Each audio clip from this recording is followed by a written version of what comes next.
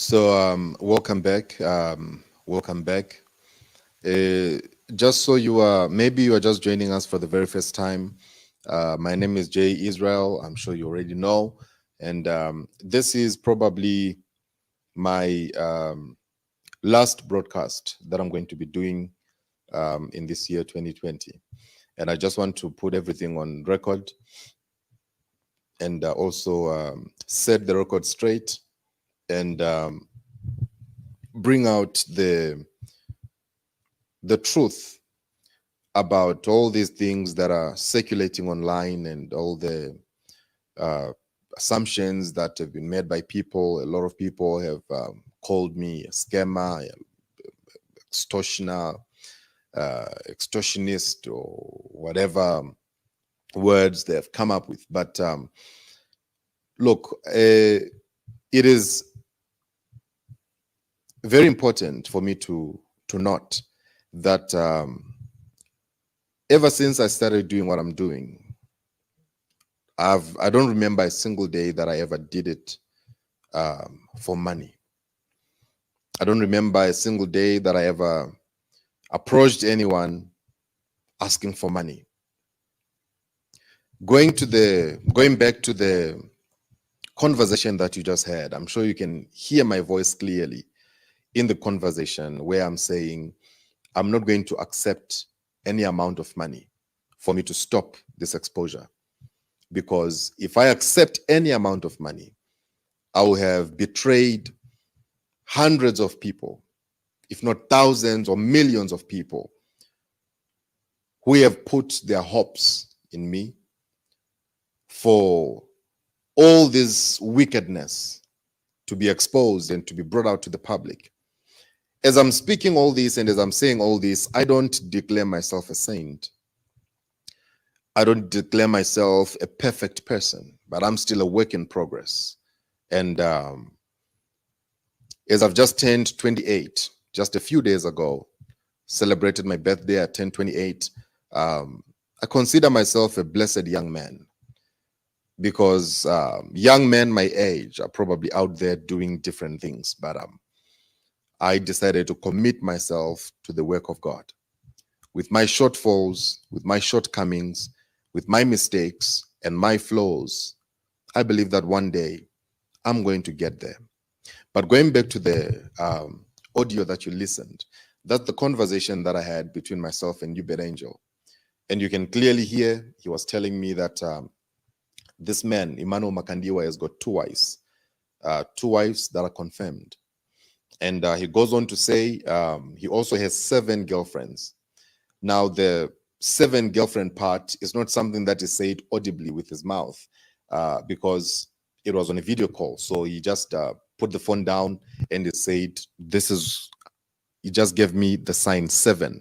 And he said, these are the number of people, the number of girlfriends that he has. I'm sure you can hear at the end of the call, I was telling the people that I was with that, hey, he was just telling me that Emmanuel Makandiwa has got 7 girlfriends. I was also shocked because knowing Emmanuel Makandiwa from YouTube, Facebook, everywhere from Zimbabwe, is not somebody that I've ever had any issues surrounding women. Even some of the people from his church were calling me to give me information that they wanted me to expose.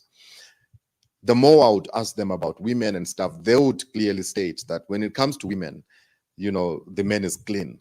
When it comes to women, the man is clean. He doesn't do women at all. So when it came from Uebert Angel, I'm sure you can also hear from the same conversation that he clearly said he's the only person who knows about this. And this is a credible source. This is not somebody who's claiming to be a friend or claiming to be a brother. This is a friendship that is known in the public. This is a brotherhood that is known in the public. So he clearly stated that he's the only one who knows. So this was a credible source. I took the information and then he said to me he's going to give me somebody to talk to who's going to give me the full details of what exactly it is all about. And in the process, I understand that there was also a girl, one of the girlfriends from Gweru, that he kept on pestering and pushing to say, as you start exposing, don't forget to mention the issue of Gweru.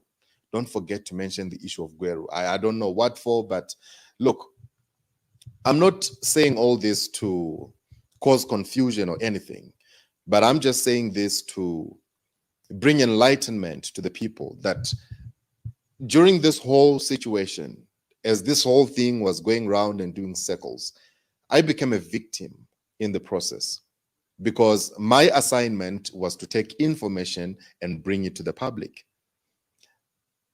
Just to receive information from people who say that this is what so-and-so is doing and this is wickedness. Go ahead and talk about it. That was my assignment. So when I now sat down, after everything was done and he gave me somebody to talk to, but I was not comfortable talking to other people.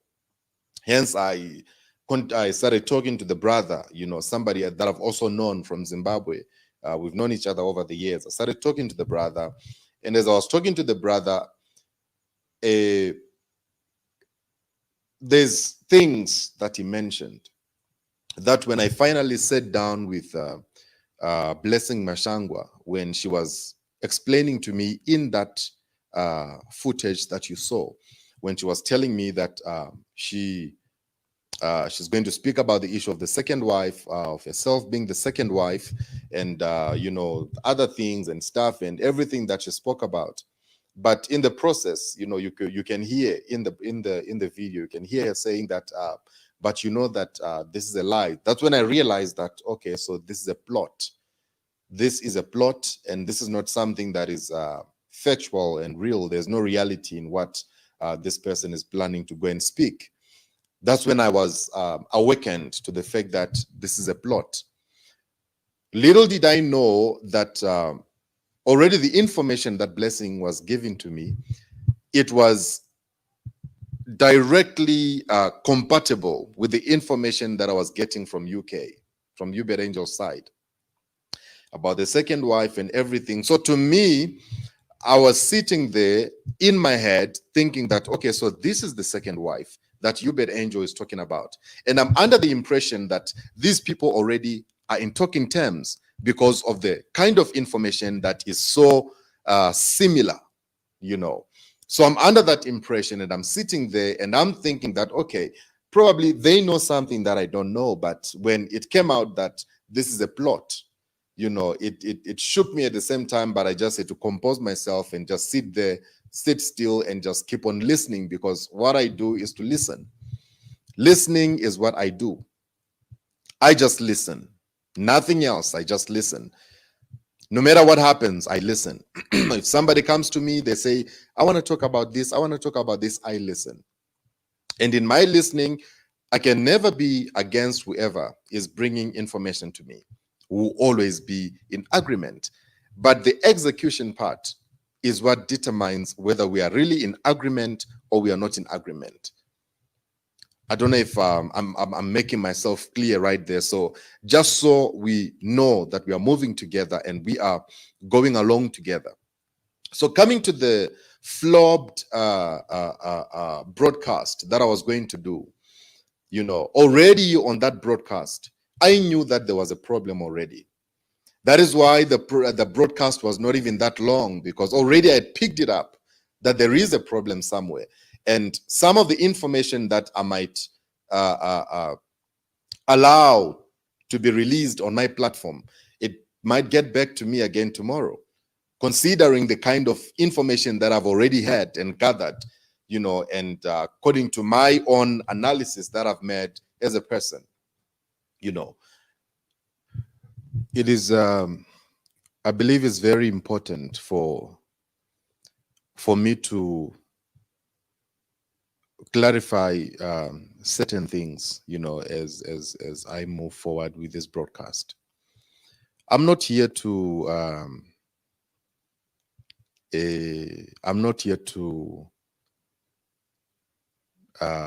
how can I put it? I'm not here to clear myself, but I'm actually here to admit to the fact that I was also wrong. I was also wrong during the whole process of everything that transpired. And my main mistake was to actually proceed with the broadcast. Proceed with the broadcast, go ahead and even release a poster, about the exposure of Emmanuel Makandiwa, even though I had gathered all these points and facts that I'd gathered, surrounding the whole thing, the whole plot that was being done against Emmanuel Makandiwa. And according to my own findings, I now realized in the process that these two people actually talk, Blesing, Mashwangwa, and Uebert Angel. Because of the information that was coming from Angel and the information that was coming from Blesing in terms of the second wife, it was actually at par. And I was under the impression that these people, they have actually drafted this thing and they have actually come up with this plot together. So Blesing actually fitted perfectly well, the role of the second wife, which I would like to, put out there right now, that it was a plot according to my findings and everything. And my mistake was to go ahead and proceed with the broadcast, even after my spirit, had been awakened to the fact that I saw that this was a plot. So going forward, many people will be asking, so when you were sitting in that lounge and you were discussing everything that you were discussing, who was recording the whole conversation that we're having? That is why it actually took me some time to do this live broadcast that I have done. It took me some time because I've been busy investigating. I think I've interrogated Blesing at some point, and I have fought with her at some point, because I was saying to her, were you sent to come and record me so that you can bring down my ministry and destroy my ministry? I had a back and forth conversation with her about that, to a point where she even decided to block me at some point, because I was saying, but it doesn't make sense. Why would I be involved in a conversation like this, and all of a sudden social media is going crazy and everybody is saying Jezra? Why would I put myself in a position where I'm bringing myself down? So as I was busy doing my research and my investigation and everything, I got to know that at the house there are some gentlemen. There are some gentlemen employed by Blesing, to do garden and maintenance in the house and everything that needs to be done. According to my investigation and everything, that is why I've decided to even come live today to talk about this. One of the gentlemen, his name is Lloyd, I think, and he has gone missing. He has gone not missing, but he has since left, and nobody knows where he is. He has changed his numbers and everything. I discovered that there are some things that were stolen in the house. Things were stolen in the house, and I also discovered as well that these are the same gentlemen who planted cameras in that lounge where we were sitting and we're discussing and everything with Blesing. And I also discovered again that the same gentlemen, they took the footage and they sold it to evidence. They sold it to evidence. And they gave it to him. And for what reason, I don't know. But in the same process of my findings again, I found out that they were doing all this because of employer-employee issues that I don't want to talk about on this broadcast between Blesing and them. I don't know what issues that was happening, but they did all this. and they sold the footage to evidence. And after they sold the footage to him, this is according to my investigation. And I can clearly state that my investigation is true. Evidence bought the footage that he played on his live broadcast from these gentlemen. And the gentlemen have since gone MIA. They made money out of it. And in the process, it has caused me so much pain, so much damage. It has caused a lot of damage to my reputation. But I believe that with this truth, God will do something. And to everyone I have disappointed through my actions, through my words, and everybody that I've disappointed in any way through my conduct or whatsoever, I would like to sincerely apologize to all my followers, all the people who follow me, who follow my ministry. I would like to apologize for everything that has happened. It was never intended to hurt any of you or to bring any harm to any of you. As a young man who is still growing up, I believe some certain lessons are meant to be learned. I know that after this broadcast is done, Uebert is going to release certain recordings that he has where he was telling me not to attack Makandiwa.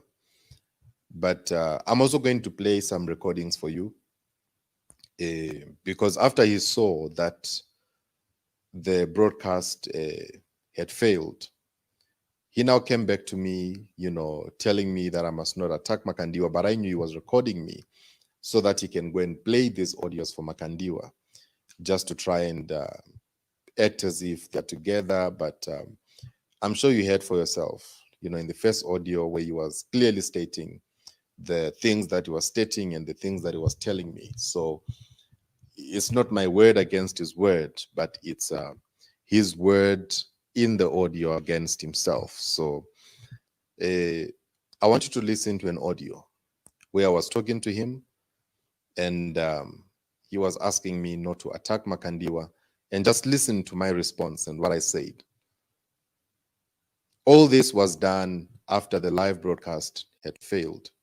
And it was just done to try and prove to Makandiwa that they're together, they're brothers and whatnot. But this is brother to brother, friend to friend. I enter no way in that. Just listen to it. Hello. Hello, Papa. I just need one favor, Papa. Yeah. I'm going to return that favor also. Okay. Papa, please talk to Maynard for me. What happened again? To give me whatever he has on Zimbabwe. Please, Papa. Just that favor only. Just that favor, Papa. Just that one favor. Because, Papa, I think that's my only way out. Imagine 6,000 views, Papa, and our second wife at my phone. So I'm not yet aware with the chicha. So I think Ndibe Maynard. Because remember, Papa, I was trying to do this for you and following your script. But now Blesing atrocities, so don't leave me now, Papa. Just this favor, Papa. Nothing else. Let me call you in a few minutes. Okay, Papa. Thank you so much. 6002. Hello, Papa. How are you? Papa, beyond reasonable doubt, Papa. Zimbabwe is the one pushing this one. But I told you, but team it fights. Team in a fighter. This is Mark, Papa. There is no other ways, Papa. It's confirmed. But those guys who go in like Shaku defender, then that's what they do. He fought me, remember? I know. And that can only come from the top. That guy cannot just do him Sorwaki. I don't like what either.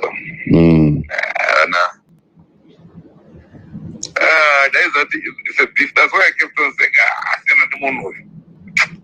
beef, you don't know what about here, that those guys never surrender. But it's a very bad move.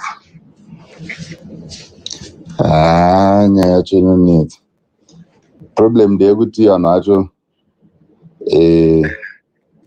But at least you knew it before I posted it. I knew it, Papa. Remember, I wrote there on his own story and she has a child and kufonera mukuru wacho manje anongotativisiri but anengazviziva kutaura kwangu tatandizve andimbozvizivo mandiona here ndichitaura nyaya yacho. That's it. Who is stuck?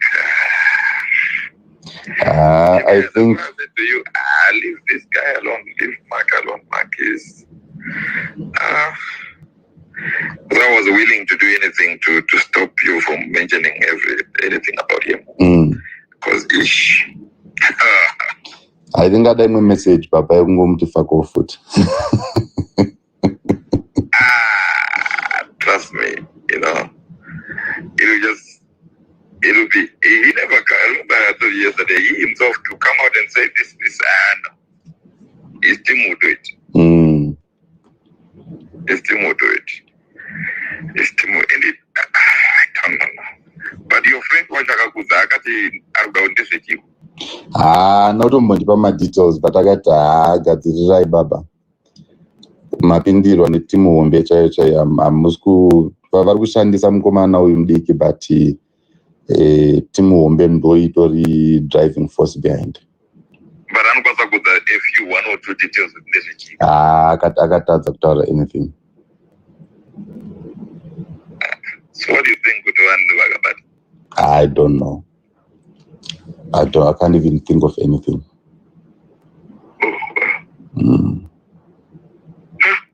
But what's the reason, Ajiji? The reason?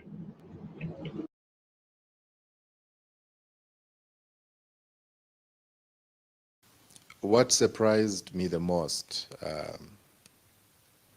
is that after we spoke, and he gave me the information he gave me about Makandiwa and all the things that he said about Makandiwa, the most surprising thing is that afterwards he came back to me again and he said, don't attack Makandiwa. Don't talk about him. Don't attack him. But I knew that he was just doing that to record me and prove to Makandiwa that he has tried to say this and that because that's how it is. But anyway, I don't want to talk much on that. It is what it is. Whatever that is going to happen after this, I want you to know that this is the ultimate truth. And apart from this, there is no other truths that you can ever hear. This is the truth, and this is exactly what the world needs to know. To everybody who's watching right now, I know you've been having so many different opinions, different assumptions, but just to clear all that, I want you to know that I am doing this not for money, not for anything, but I've been doing this from day one, just for the sake of your eyes to be opened. And when your eyes are opened, I'm happy. I'm not a saint. I'm not perfect. I'm still somebody who's growing towards perfection. And at this very moment in time, I need your prayers the most. Wherever you are, pray for me. have me in your prayers. Anytime you go down on your knees to pray for me. When Uebert Angel made a phone call, I remember one time he called me and he told me to stay on the line. And he made a phone call to Makandiwa. And when he was talking to Makandiwa on that line, he was telling him that I'm gonna be going live and stuff like that. And what does he has to say? What does he have to say? And I remember Makandiwa saying that no, let him go ahead with the broadcast. Let him go ahead with the broadcast. It's fine. Don't stop him. Let him go ahead with the broadcast. So after the phone call, he got back to me and he said that he was a bit shaken because now he was asking me, what is it that do you think they have? And why do you think they're giving you a green light to go ahead with the broadcast? What do you think they have? So after some time, I'm sure he realized that he probably realized that they had nothing, you know. He probably realized that they had nothing. And so we decided to continue with the broadcast. And the broadcast went on. As you all know, everything that happened, and we are where we are today. If I remember very well, I remember evidence saying that I contacted him before I went live. You know, that's very true. I got in touch with him as somebody that I used to talk to, you know, way back. I got in touch with him and I told him that I'm going to be going live and I'll be talking about your father and about 1, 2, 3, 4. And, you know, he told me to go ahead with the broadcast, which is something that is only dawning on my mind now, that because he knew that he already had the footage and he already knew what was coming in the broadcast, because the footage was already sold to him. So looking at these guys, I'm sure when they looked around and they saw the footage and they had the footage and they had the information in the footage, they looked around and I'm sure the only closest person whom they could think of taking the footage to was evidence and nobody else. You know, I'm sure probably they tried other people, but evidence took it up upon himself because obviously he's trying to please his father as well. So because he knew that he already has the footage, he just told me, you can go ahead with the broadcast, knowing very well that everything was already planned and everything was already in place to bring disgrace upon myself and humiliation upon myself. But to God be the glory. I thank God for everything that has happened. And I really, really thank God, for I know that in life we learn, we love, we live, and we move on. In closing, as I'm wrapping up, I'd like to put it on record that everything that I've ever said about anybody remains true. Anything I've ever said about Alf Lukau remains true. There was no lie in it because that was my encounter. And there was no single amount of money or single cent that I ever asked for from Lukau for me to stop saying the things I was saying. Not even a single day that I was ever apologetic about exposing everything that I was exposing about him. And everybody else I ever spoke about, everything I've ever said remains true. And at this moment, I would like to send my sincere apology to Emmanuel Makandiwa and his wife and his family for everything that has transpired over the past few days, because it is only now that I'm realizing that I got myself involved in a battle. I got entangled in a battle that that is a battle that is between a brother and a brother, which is Uebert Angel and Emmanuel Makandiwa. I was never supposed to be involved from the onset.